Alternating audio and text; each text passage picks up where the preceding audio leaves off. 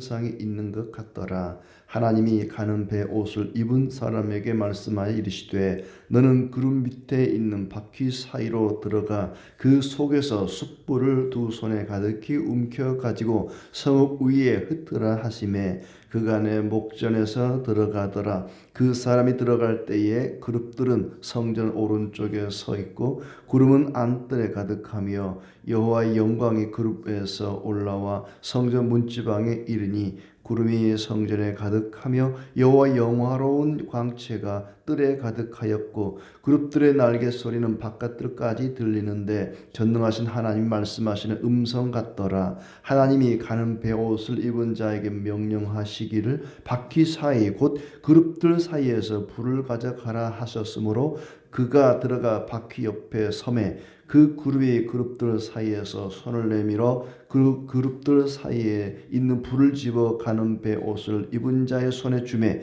그가 받아가지고 나가는데 그룹들의 날개 밑에 사람의 손 같은 것이 나타나더라. 내가 보니 그룹들 곁에 네 바퀴가 있는데 이 그룹 곁에도 한 바퀴가 있고 저 그룹 곁에도 한 바퀴가 있으며 그 바퀴 모양은 황옥 같으며 그 모양은 넷이 꼭 같은데 마치 바퀴 안에 바퀴가 있는 것 같으며 그룹들이 나아갈 때에는 사방으로 몸을 돌리지 아니하고 나아가되 몸을 돌리지 아니하고 그 머리 향한 곳으로 나아가며 그 온몸과 등과 손과 날개와 바퀴 곧 네 그룹의 바퀴의 둘레에 다 눈이 가득하더라. 내가 들으니 그 바퀴들을 도는 것이라 부르며 그룹들에게는 각기 네 면이 있는데 첫째 면은 그룹의 얼굴이요 둘째 면은 사람의 얼굴이요 셋째는 사자의 얼굴이요 넷째는 독수리의 얼굴이더라. 그룹들이 올라가니 그들은 내가 그발 강가에서 보던 생물이라. 그룹들이 나아갈 때에는 바퀴도 그 곁에서 나아가고 그룹들이 날개를 들고 땅에서 올라가려 할 때에도 바퀴가 그 곁을 떠나지 아니하며 그들이 서면 이들도 서고 그들이 올라가면 이들도 올라가니 이는 생물의 영이 바퀴 가운데 있음이더라. 여호와의 영광이 성전 문지방을 떠나서 그룹들 위에 머무르니 그룹들이 날개를 들고 내 눈앞에 땅에서 올라가는데 그들이 나갈 때에 바퀴도 그 곁에서 함께 하더라. 그들이 여호와의 전으로 들어가는 동문에 머물고 이스라엘 하나님의 영광이 그 위에 덮였더라. 그것은 내가 그발 강가에서 보던 이스라엘의 하나님 아래에 있던 생물이라. 그들의 그룹인 줄을 내가 아니라. 각기 네 얼굴과 네 날개가 있으며 날개 밑에는 사람의 손 형상이 있으니 그 얼굴의 형상은 내가 그발 강가에서 보던 얼굴이며 그 모양과 그 몸도 그러하며 각기 곧게 앞으로 가더라. 아멘. 반갑습니다. 오늘도 주님의 은혜 가운데 모두 평안하고 복된 날 되기를 축복합니다. 하나님의 영광을 맨 처음 1장에서 에스겔이 그발 강가에서 환상 중에 보았는데 10장에는 이제 예루살렘에 와서 보게 됩니다. 물론 몸은 바벨론 그발 강가에 있지만은 하나님의 손이 이 에스겔을 들어서 이제 예루살렘으로 갔죠. 그리고 그곳에서 이제 각종 우상 숭배하는 모습과 이 예루살렘이 장차 심판당할 것을 환상 중에 보게 되는데 그 가운데서도 하나님의 영광을 보게 됩니다. 그 내용을 보면은 1장과 거의 같아요. 왜냐하면은 하나님의 영광이 바벨론에서 본 것과 예루살렘에서 보는 것이 다를 수가 없겠죠. 같은 영광이니까. 그래서 1절에 이에 내가 보니 예루살렘의 환상 가운데 하나님의 영광도 보는 거죠. 이에 내가 보니 그룹들 머리 위 궁창에 남보석 같은 것이 나타나는데 그들 위에 보좌의 형상이 있는 것 같더라. 그룹이 자꾸 나오는데 그룹이라고 하는 것은 이제 성전 안에 있는 지성소 중에서도 가장 중요한 언약궤가 있고 그 언약궤 위에 두 날개를 앞으로 향해서 양쪽으로 서로 마주보고 천사가 있는 그런 형상이죠. 이미 성전을 만들 때 그것을 만들어 놓도록 했는데 그 그룹입니다. 그 그룹들 머리 위 궁창에 남보석 같은 것이 나타나는데 그들 위에 보좌의 형상이 있는 것 같더라. 하나님이 가는배 옷을 입은 사람에게 말씀하여 이르시되 너는 구름 밑에 있는 바퀴 사이로 들어가 그 속에서 숯불을 두 손에 가득히 움켜가지고 성 위에 흩어라. 그러니까 이제 그 하나님의 형상을 지금 이렇게 표현하고 있는데 하나님의 형상은 아주 영광의 광채가 보입니다. 하나님을 직접 보는 건 아닙니다. 에스겔이 하나님을 직접 보고 하나님이 어떻게 생겼더라 이걸 묘사하는 게 아니라 하나님은 보이지 않고 하나님이 너무 영광스럽다 보니까 그 광채만 보이는 거죠. 태양이라는 것도 그렇습니다. 태양을 우리가 직접 볼 수는 없습니다. 태양에서 발산하는 그 빛을 보는 거죠. 태양의 그 원래의 모습을 우리 눈으로 확인할 수가 없고 태양에서 나오는 그 밝은 광채, 밝은 빛만 보는 것처럼 하나님의 모습을 볼 수가 없습니다. 에스겔도 볼 수가 없죠. 모세도 볼 수가 없고 너무나 영광스럽기 때문에 그 광채만 보이는 거죠. 하나님의 광채가 보이는데 너무나 찬란하고 또 영광스럽고 만물의 주인이시자 심판자의 그 광채를 이렇게 표현하고 있는데 그가 가는 베옷 입은 사람에게 말씀하셨다. 그룹 밑에 있는 바퀴 사이에서 숯불을 두 손에 가득히 움켜가지고 성읍 위에 예루살렘 성읍 위에다가 놓아라. 숯불을 예루살렘 위에다가 놓는다. 불벼락을 내리는 거죠. 마치 소돔 고모라가 유황불로 멸망당한 것처럼 숯불을 한 움큼 집어서 예루살렘 위에다가 놔버린다. 불로 심판한다는 얘기입니다. 이게 바벨론이 예루살렘을 덮쳐서 멸망시키는 그런 걸 지금 예언하고 있는 모습이죠. 조만간 시간적으로 보면 한 5년 후가 되겠죠. 조만간 바벨론이라고 하는 불벼락을 내려서 예루살렘을 모조리 다 멸하겠다, 진멸하겠다 하는 것을 말씀하는 것이고 이제 그룹들과 안뜰에 가득한 구름이 보였다. 이 구름이 성전에 가득했다. 이거는 하나의 영광을 나타내는 거죠. 시내 산에서도 그렇고 성전에서도 그렇고 하나님의 영광을 상징할 때 구름이 가득했다 하는 표현을 많이 쓰는데 3절에 하나님의 영광이 성전에 가득했다. 이때까지만 해도 하나님의 영광이 가득합니다. 4절에 직접적으로 표현하죠. 하나님의 영광이 그룹에서 올라와 성전 문지방에 이르니 하나님의 영광이 점점 성전을 떠나갑니다. 그룹에서 올라와서 성전 문지방에 이르렀다. 구름이 성전에 가득하며 여호와의 영화로운 광채가 뜰에 가득하였다. 이때까지는 그랬단 말이죠. 9장 3절에도 그런 표현이 나와요. 그룹에 머물러 있던 이스라엘 하나님의 영광이 성전 문지방에 이르더니 그룹에 있던 하나님의 영광이 성전 문지방, 성전의 문지방이다. 성전 출입구죠. 그러니까 그룹은 성전의 가장 중심부에 있던 것이고 이제 문지방은 들어오는 동쪽에서 들어오는 출입문이니까 그리고 이제 예루살렘 동문을 향해 떠나가는 것이 보이죠.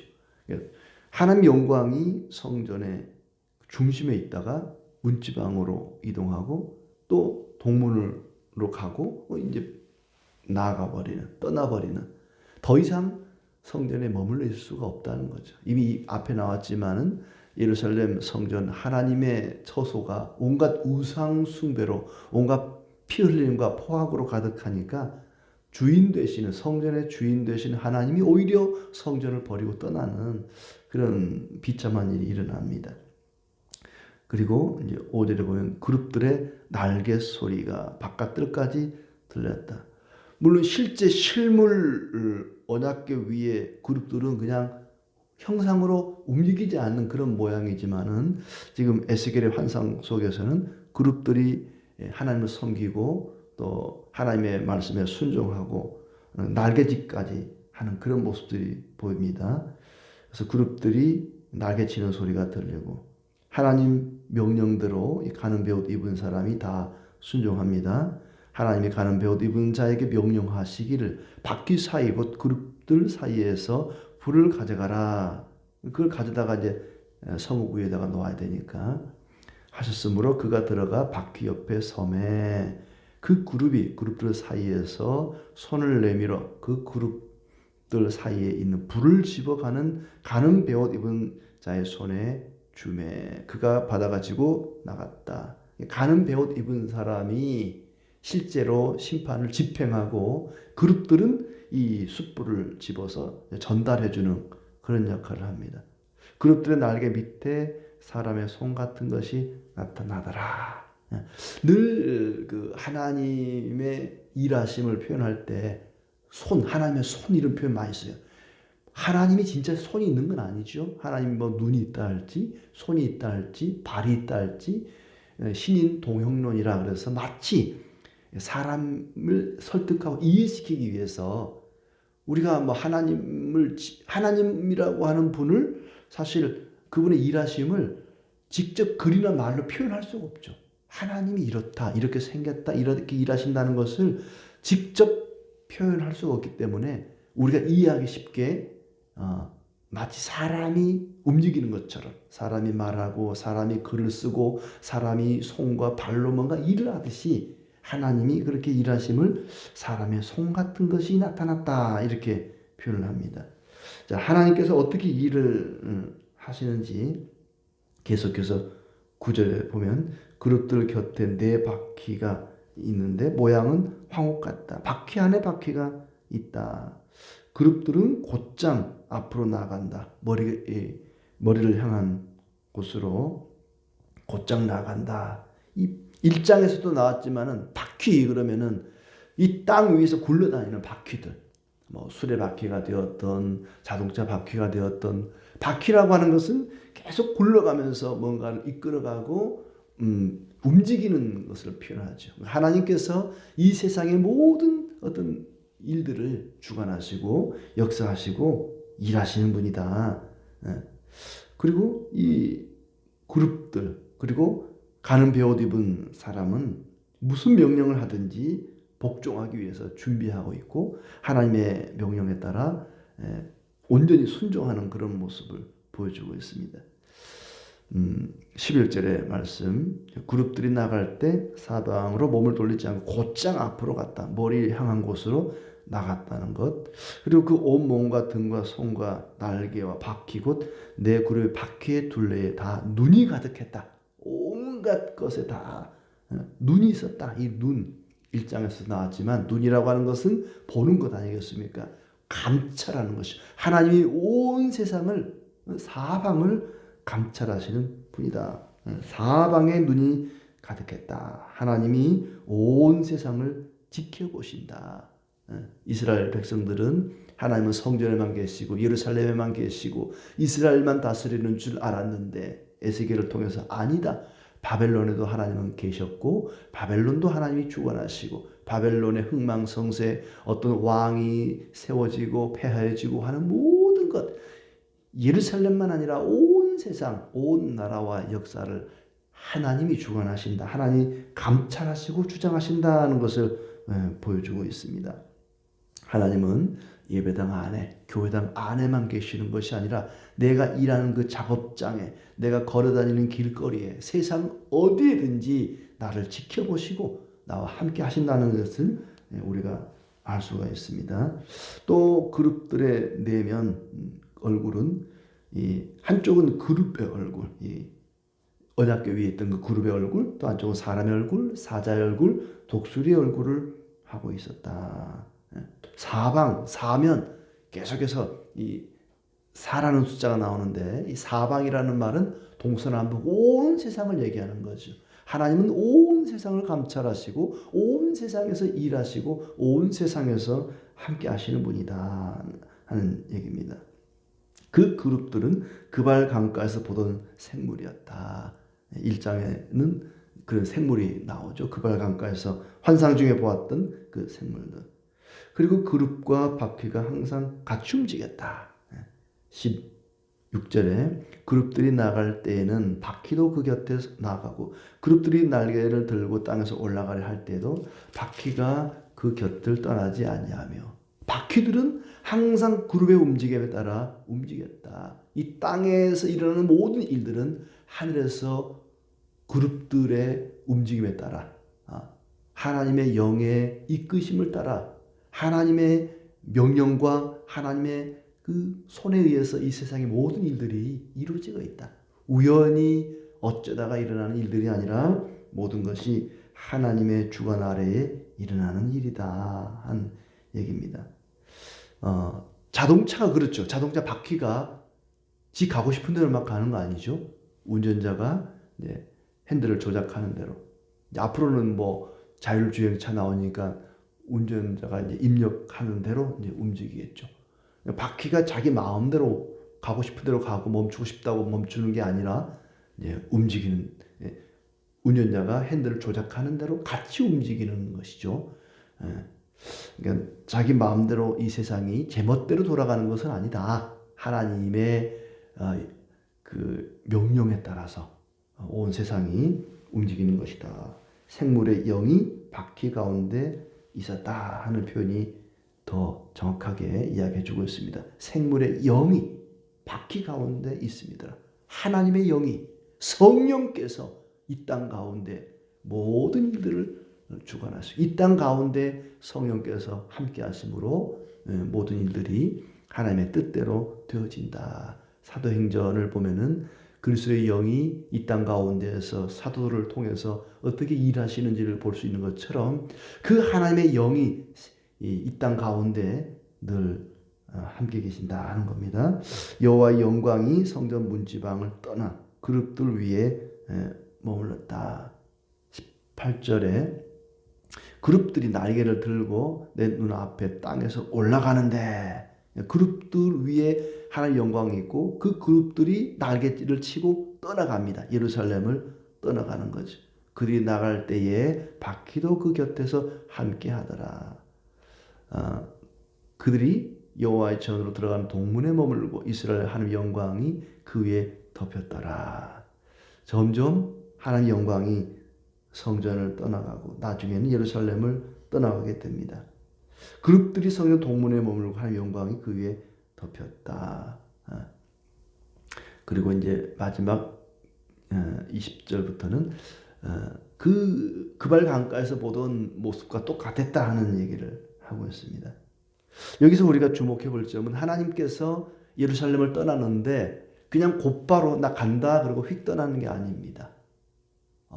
처음에는 이 지성소에서 문지방으로, 문지방에서 동문으로 점점 가다가 멈추고 가다가 멈추고 멈춰서서 뒤돌아보는 거지요.